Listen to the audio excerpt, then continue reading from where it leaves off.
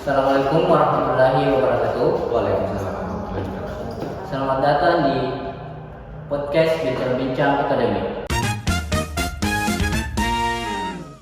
Yang mana kita akan membahas tentang pengkajian hasil penelitian relevan yang akan disangkutpautkan dalam bidang pendidikan.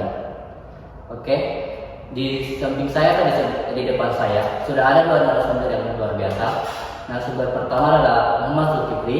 Baik, terima kasih. Narasumber kedua adalah Anugrah Perwinda.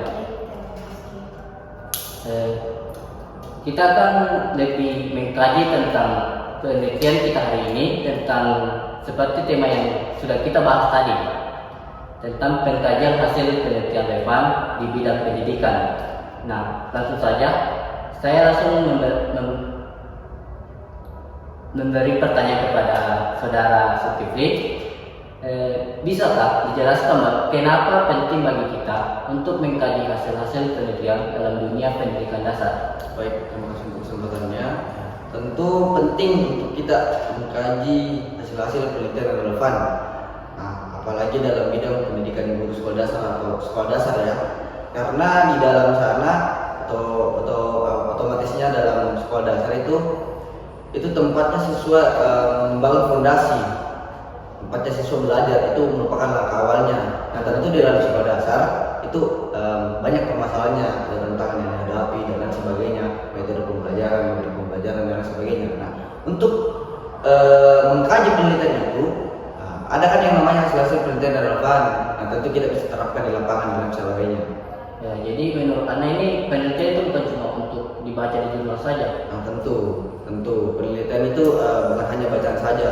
Kita juga harus menerapkannya di sekolah dasar dan sebagainya. Jadi bagaimana dari saudari Linda, menurut Anda bagaimana yang sudah dijelaskan dari Zulkifli, apakah sesuai dengan yang bisa kita bahas hari ini?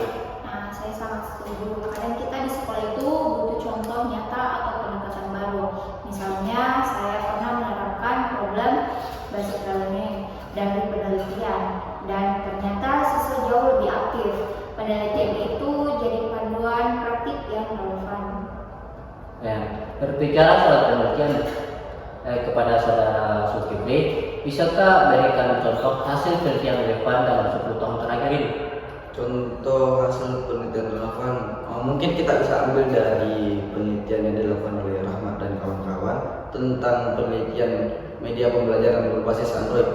Nah, di dalamnya kita melihat bahwasannya ada perubahan signifikan setelah dan sebelum penerapan media pembelajaran berbasis Android ini. Nah, siswa pemahamannya lebih meningkat sekitar 60-70%. Dan juga yang kedua, kita bisa mengambil dari penelitian yang membahas tentang 15 menit membaca di pagi hari. Oke, jadi dari yang Anda contoh yang Anda berikan berarti teknologi ini bisa masuk dalam sekolah dasar. Tentu bisa saja masuk. Apalagi mengingat era yang sekarang ya, kita dipenuhi dengan teknologi. Bagaimana dengan saudari Linda? Saya juga sudah menerapkan di sekolah kami. Setiap pagi siswa membaca selama 15 menit sebelum pelajaran dimulai. Awalnya agak berat, tapi sekarang mereka malah menunggu waktunya untuk membaca. Jadi teori dari jurnal bisa hidup dalam ruang kelas ya? Tentu saja bisa. Tapi saya yakin tidak semudah itu juga. Saudara Linda, apa tantangan paling besar ketika menerapkan hasil penelitian di sekolah? Wah, banyak. Salah satunya keterbatasan fasilitas. Misalnya kita butuh tablet atau proyektor, tapi sekolah kami belum punya, atau siswa yang belum terbiasa dengan pembelajaran yang aktif. Kalau dari Zulkifli bagaimana?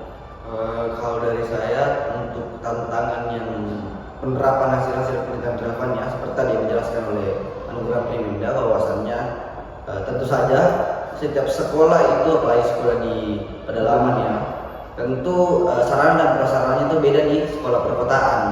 Nah, itu juga menjadi permasalahan.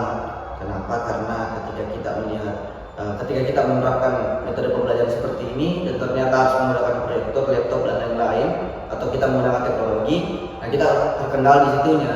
Terus apa solusi yang menurut Anda bagus untuk masalah ini?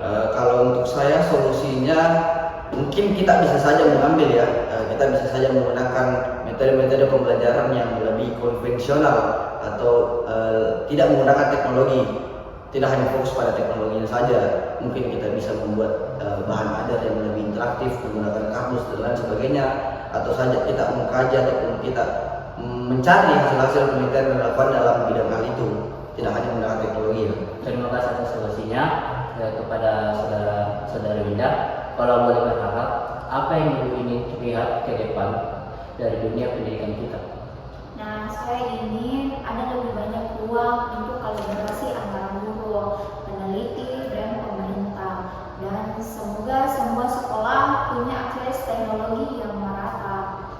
Kalau dari saudara Siti bagaimana? Kalau dari saya, harapan saya mungkin seluruh elemen ini bisa berpartisipasi ataupun bisa berkolaborasi ya. Contohnya kayak guru, pemerintah, orang tua siswa bisa berkolaborasi. Pemerintah bagaimana kemudian pemerintah ini dapat menyiapkan sarana dan prasarana yang baik, bukan hanya di sekolah perkotaan saja, tentu juga di sekolah pedesaan. Terus yang kedua, orang tua siswa juga harusnya mendukung anaknya untuk kemudian mendapatkan pembelajaran yang baik.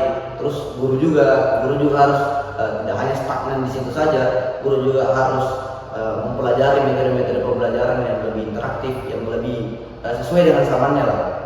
Mungkin itu saja. Terima kasih, sangat luar biasa ya.